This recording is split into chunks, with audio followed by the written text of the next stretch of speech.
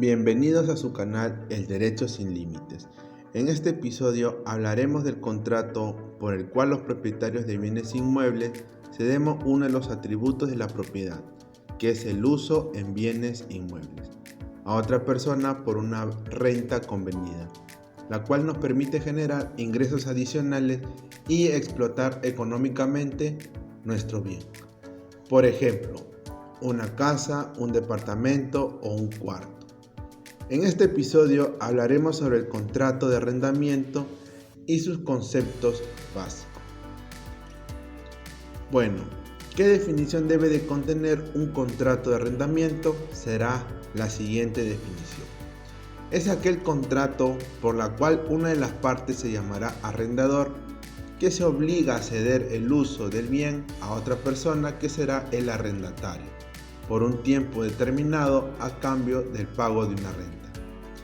Por ejemplo, el arrendamiento de bien inmueble destinado a vivienda, en la cual el arrendatario pagará una cantidad de dinero conocido como renta por un periodo de tiempo que deberá ser fijado en el contrato. Dentro del ámbito de la doctrina civilista, hay ciertos debates en considerar si el contrato de arrendamiento es un acto de administración o un acto de disposición.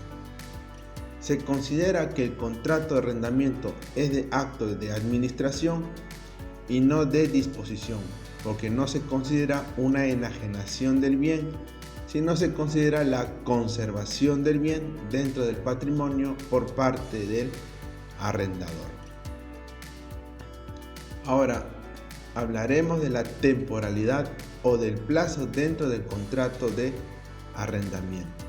El plazo en un contrato de arrendamiento puede ser determinado o indeterminado. El primero será el plazo específico que establecerán las partes en el acto jurídico, y en el segundo será cuando las partes hayan indicado un plazo de inicio pero no un plazo de finalización.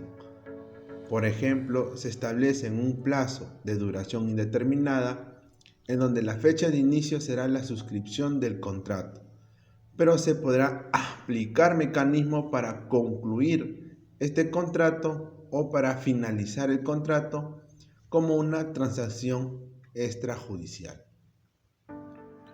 Ahora hablaremos sobre las obligaciones que cada una de las partes debe de tener dentro de un contrato de arrendamiento. Pasaremos primero por el arrendador. Una de las obligaciones esenciales es entregar el bien al arrendatario, que ese bien que es entregado tiene que estar en buen estado. Deberá de realizar las reparaciones necesarias salvo pacto en contrario. Mantener al arrendatario en el uso del bien inmueble dentro del plazo pactado en el contrato. Ahora pasaremos a las obligaciones que debe de contener el arrendatario.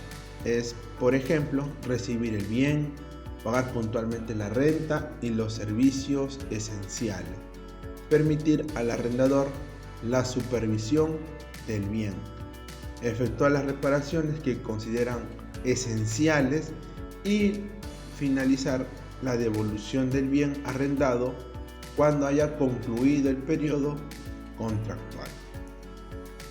Y para finalizar, establecemos una pregunta. ¿El contrato de arrendamiento transfiere la posesión? Para esta respuesta que se debe de brindar, debemos de concurrir a la doctrina y a la jurisprudencia. Indica que sí, ya que si hablamos de posesión, hay dos poseedores: el poseedor mediato, que será el arrendador, y el poseedor inmediato, que será el arrendatario, que hace uso del bien por el título conferido por el arrendador dentro del ámbito y del contrato de arrendamiento. Bien, hemos concluido este episodio en el cual hemos hablado sobre el contrato de arrendamiento y sus aspectos esenciales, como son el plazo, las obligaciones que deben de asumir tanto el arrendador como el arrendatario, las definiciones y quienes intervienen en un contrato de arrendamiento. Si les gusta este tipo de información, no se olviden de suscribirse al canal. Invitamos a que se suscriban al canal y darle me gusta a este episodio. Muchas gracias. Permiso.